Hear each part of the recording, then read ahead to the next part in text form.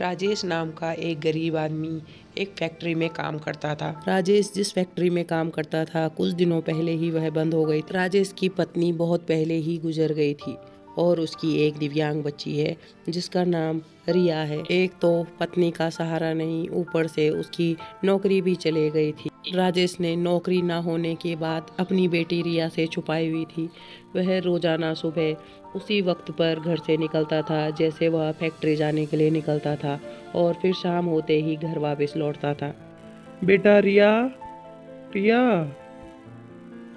जी बाबू, आप आ गए। हाँ बेटा, आ तो गया, लेकिन मैं तेरे लिए आज भी तेरी गुड़िया लाना भूल गया बेटा, मुझे माफ कर दे। कोई बात नहीं बाबा, आप कल जब फैक्ट्री जाओगे तब मेरे लिए गुड़िया ले आना। हाँ बेटा, और अब तो दिवाली भी आने वाली है, मैं तेरे लिए एक बढ़िया सी गुड़िया और अपनी गुड़िया के लिए एक बढ़िया सी फ्रॉक लेके आऊँगा, ठीक है? और खूब सारे पटाखे और मिठाइयाँ भी लेके आऊँगा। तू बिल्कुल चिंता मत कर मेरी बच्ची। लेकिन रिया जानती थी कि ये सब कुछ नहीं आएगा क्योंकि उसके बाबा की नौकरी चली गई है। रिया ये भी जानती थी कि उसके बाबा अब फैक्ट्री में काम नहीं करते बल्कि मेहनत मजदूरी करके दो पैसे कमाते हैं जिससे कि उनका दो वक्त का खाना आ पाता है। रिया सब कुछ जानती थी लेकिन अपने बाबा से कभी कुछ नहीं कहती थी। अरे वाह, बाजार तो बहुत सजे धजे हैं और हर दुकान में कितनी भीड़ लगी है। हे भगवान, अगर आज कुछ काम मिल जाए तो मैं अपनी रिया के लिए एक फ्रॉक ले जा सकूं और थोड़ा सा कुछ मिठाइयाँ ले जा सकूं। राजेश ये सब सोचते हुए रास्ते से जा रहा था कि तभी एक बड़ी सी दुकान के बाहर उसे पुतले पर एक सुंदर सी फ्रॉक दिखाई देती है और वह वहीं रुक जाता है और उस फ्रॉक को देखने लगता है। तभी दुकान का मालिक अंदर से बाहर आता है। अरे क्या है, क्या झांक रहे हो यहाँ पे?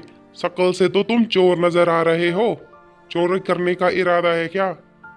चलो निकलो अब मेरी दुकान से। नहीं नहीं साहब, मैं तो ये फ्रॉक देख रहा था, मेरी छोटी सी बेटी है, मैं उसके लिए खरीदने की सोच रहा था। कितने की हो गई ये फ्रॉक? ये तेरी औकात से बाहर है। उतने ही पैर फैलाने चाहिए जितनी चादर होती है। चल निकल अब यहाँ से। तेरे बस का नहीं है इतनी महंगी फ्रॉक खरीदना। अब यह औकात शब्द राजेश के जहन में दिन भर घूमता रहता है। वह दिन भर काम की तलाश में भी था लेकिन उससे कुछ काम नहीं मिला। फिर वह शाम होते होते घर वापस लौट आया। उसने जेब में हाथ डाला तो उसे बस 5 रुपए मिले। आज भी कुछ काम नहीं मिला, बस 5 रुपए ही है मेरे जेब में। अब मैं अपनी बेटी के लिए गुड़िया कैसे लेके जाऊंगा? हे ऊपर वाले, क्यों तू हमारे औकात के बाहर दुख हमारी किस्मत में लिख देता है? और अब तो घर में राशन भी खत्म होने वाला होगा। तब राजेश घर पहुंचते ही अपनी बेटी रिया से कहता है, रिया बेटा, न जाने क्या हो गया, आज मेरे पेट में बहुत दर्द है। ऐसा करता हूँ थोड़ी देर आराम कर लेता हूँ, मैं आराम करके सो जाऊँगा, तुम मुझे मत जगाना, तुम खाना खा के सो जाना बेटा। रिया अपने बाबा की आदत अच्छे से जानती थी। वह ये सब इसलिए करते थे क्योंकि घर में थोड़ा राशन दूसरे दिन के लिए बच जाए। वो अक्सर ऐसा करते थे जब भी उनके पास पैसों की कमी होती थी, वह खाना नहीं खाते थे और रिया को कभी भूखा भी नहीं सोने देते थे।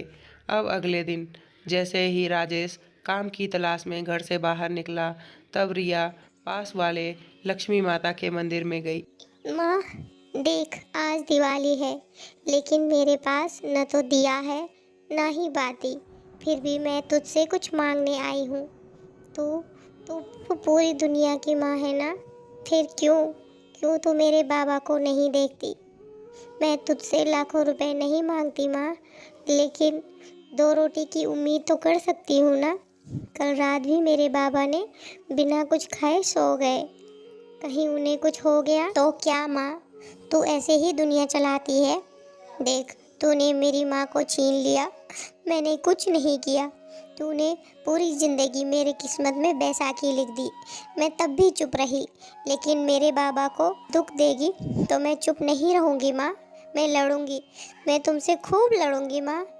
मेरे बाबा पर दया कर, उन्हें काम दे दे माँ, उन्हें काम दिला दे उन्हें काम दिला दे माँ। आज दिवाली है और मेरे हाथ पूरी तरह से खाली हैं। मैं अपनी बेटी के लिए कहाँ से मिठाइयाँ लेके जाऊँगा? हे भगवान, क्या होगा? मैं अपनी बेटी को कैसे खुश रखूँगा? यही सोचकर वह रास्ते से जा रहा था। तभी उसकी नज़र उस फ्रॉक पर पड़ती है जिसे वह कल देख रहा था। तभी अंदर से दुकान का मालिक बाहर आया और राजेश बहुत डर गया, लेकिन दुकान वाले ने राजेश को कुछ नहीं कहा। वह बहुत जल्दी में वहाँ से गाड़ी में बैठकर और चला गया। उन सेठ जी के हाथ से एक काले रंग का बैग नीचे ज़मीन पे गिर गया। यह सब देखकर राजेश तुरंत बैग के पास गया। उसने बैग को खोला तो उसमें काफ़ी सारे पैसे थे। अरे वाह, इसमें तो काफ़ी सारे पैसे हैं।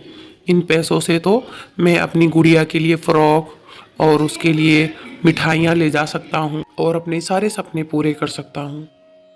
राजेश खुश तो बहुत था, लेकिन उसके मन में काफ़ी सारे सवाल चल रहे थे। अंत में वह सोचता है, नहीं नहीं, मुझे ये बैग किसी भी तरह से सेठ जी को पहुंचाना होगा।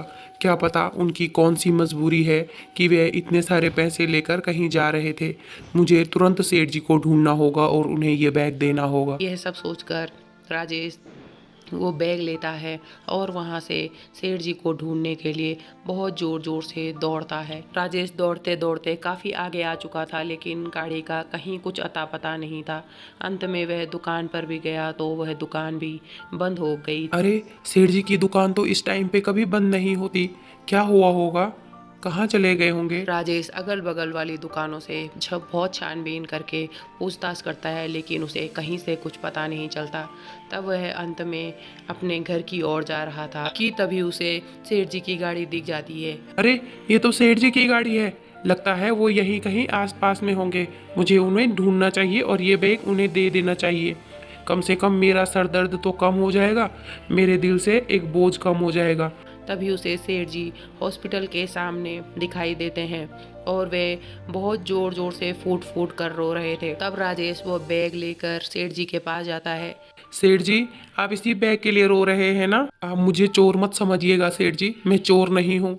आप दरअसल बहुत जल्दी में गाड़ी में बैठ गए तो ये बैग आपके हाथों से आपकी दुकान के बाहर गिर गया था। मैं सुबह से आपको ढूंढ रहा हूँ ताकि आपको ये बैग दे सकूँ, लेकिन मुझे आप नहीं मिले। मैं आपकी दुकान पर भी गया, आपकी दुकान भी बंद थी और फिर मैं घर जा रहा था तो मुझे आपकी गाड़ी दिखाई दी, इसलिए मैं आपको बैग लौटाने आ गया। नहीं नहीं, मैं इस बैग के लिए नहीं रो रहा हूँ। वो दरअसल क्या तुम्हें पता है, आज हमारे इकलौते बेटे का बहुत बड़ा एक्सीडेंट हो गया है और वो हॉस्पिटल में ज़िंदगी और मौत के बीच लड़ रहा है। हम दोनों का ब्लड ग्रुप उससे मैच नहीं हुआ। उसे खून की बहुत ज़रूरत है।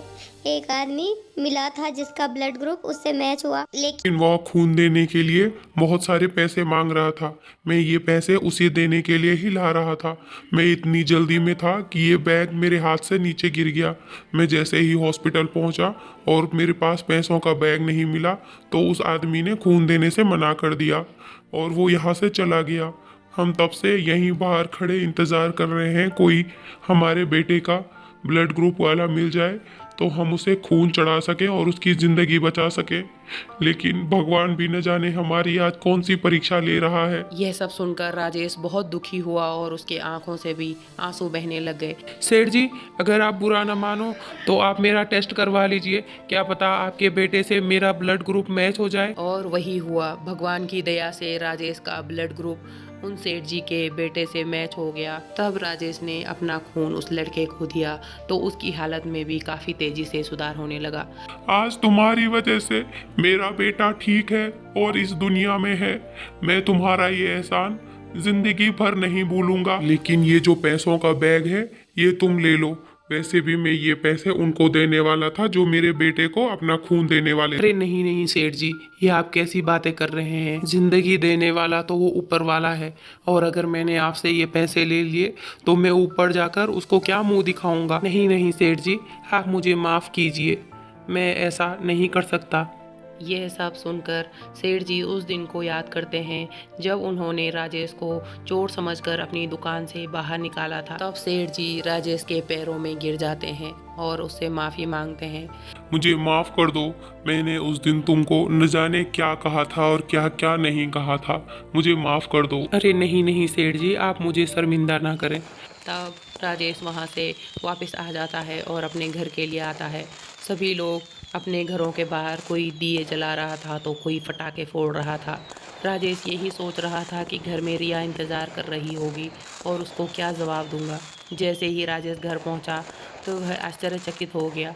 उसके घर में ढेर सारे दिए और रोशनी हो रखी थी और रिया ने वही फ्रॉक पहनी थी जो उसने उस दुकान के बाहर दिखले पे देखी थी। पापा पापा, ये देखो मेरी फ्रॉक कितनी सुंदर है ना। और बाबा, आज मेरे लिए एक प्यारी सी गुड़िया भी घर में है। मैंने खूब सारी मिठाइयाँ भी खाई हैं बाबा। आज लक्ष्मी माँ ने मेरी सारी मुरादें पूरी कर दी बाबा। मैं आज बहुत खुश हूँ। और बाबा, आज आपकी नई नौकरी लगी है ना? नहीं नौकरी? अभी अंदर से सेठ जी और उनकी पत्नी बाहर आते हैं। अरे सेठ जी, आप यहाँ? समझ गया, ये सब आप ही लोगों ने किया है ना। मैं आपका ये एहसान कैसे चुकाऊंगा सेठ जी? अरे हम कौन एहसान करने वाले होते हैं भाई, ये सब तो ऊपर वाला करता है। हम किसी पे एहसान करने वाले कोई नहीं होते हैं।